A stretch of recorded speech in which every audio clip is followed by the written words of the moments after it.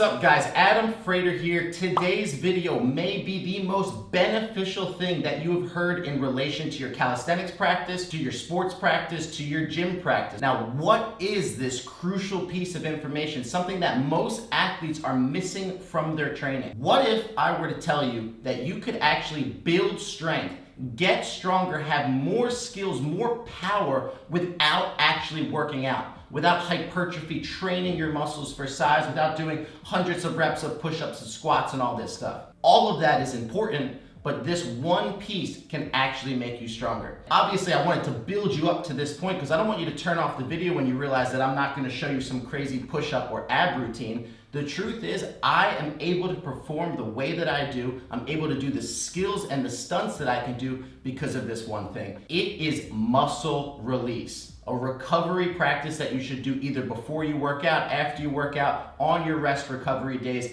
and I do it using a foam roller. Now, many people have heard of foam rolling. You know that foam rolling can benefit you. You know that foam rolling can help sore muscles. But what really is happening when we foam roll? And today's video, I'm gonna dive right into that. First things first is understanding the body. Now, you know that we have underneath our skin, we have muscles, we have joints, we have tendons, we have ligaments, we have all that good stuff. But you may have heard the term fascia.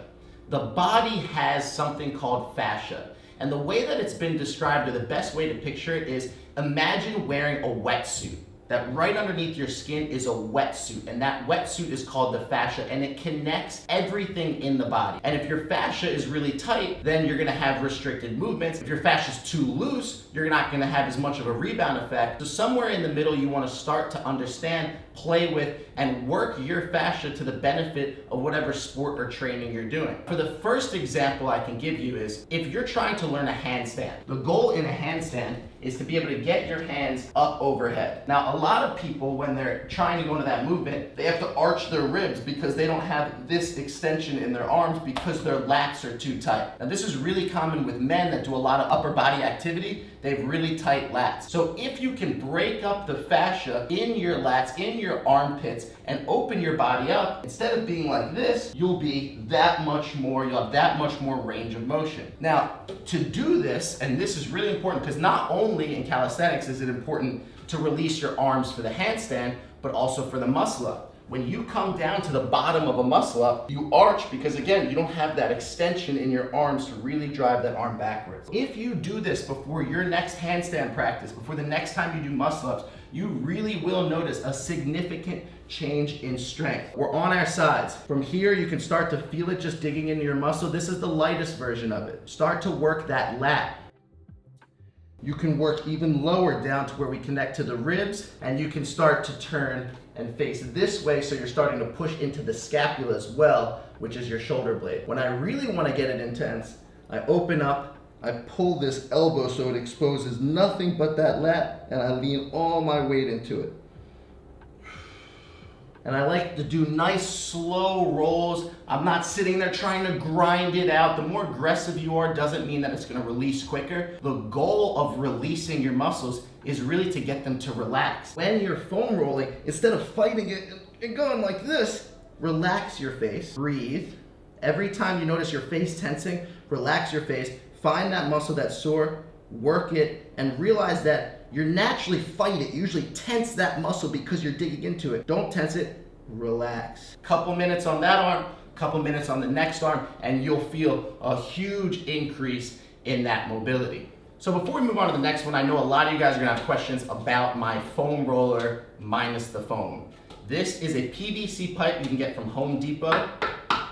It is just plastic PVC. There is no foam around it. It absolutely sucks in the best way possible. When you're doing muscle release, you want something that can dig in, that can break up that fascia, release your muscles. A lot of the fancy foam rollers in the market have too much foam, too much squish. It's too relaxing. Now, there is levels to this. If you're new to this and your body's really sensitive, maybe you want a foam roller with some foam. As you build up strength, as you build up muscle density, you're gonna need something more serious to really get in there. Along with a foam roller, this is a great option too. This is a cork ball. This ball is made 100% of cork, a little bit bigger than a tennis ball, which a lot of people use for muscle release.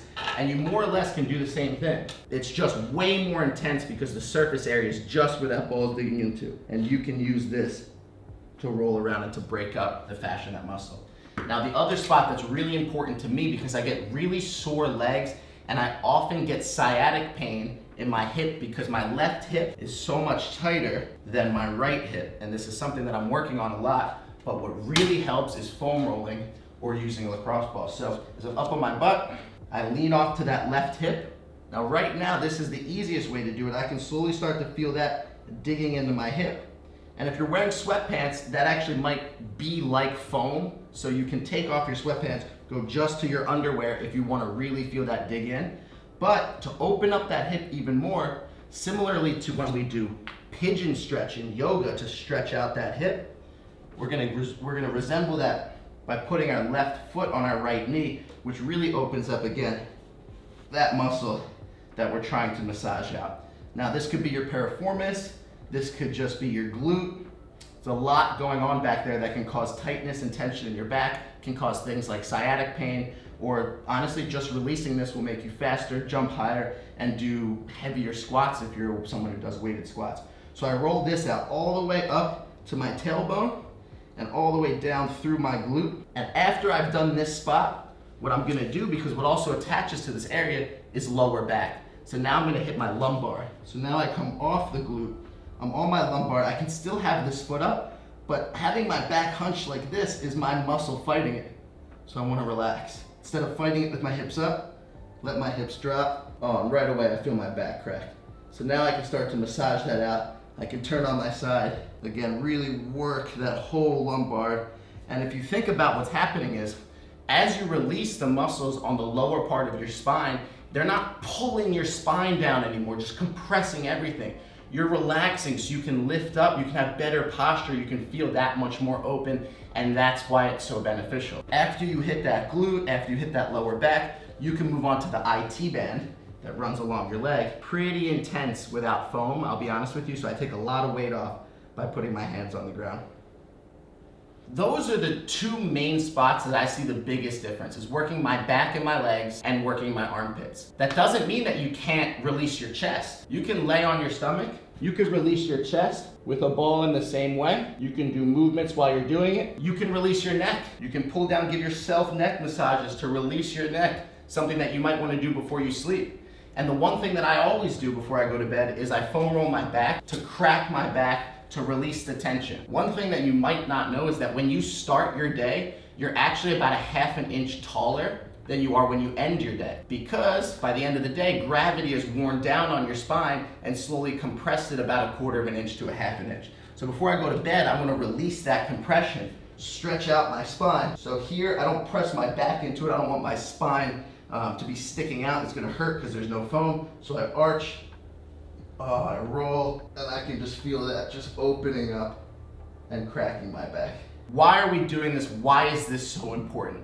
Myofascial release, MFR, is going to benefit your practice dramatically, because instead of always working your muscles for growth, and growth actually makes your body tighter, you're always training for growth, so your muscles are receding, they're recovering. Now we're fighting that. What we're doing is we're massaging the muscles so that we can create space that we can move more freely in.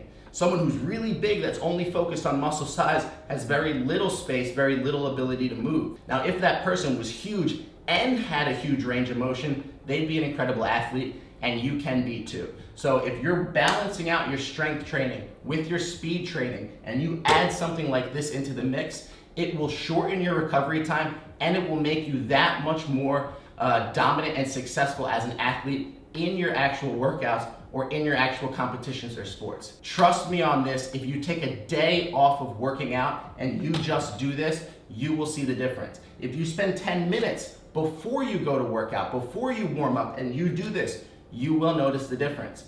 I promise you, you will notice the difference. I'm not doing this for a YouTube video.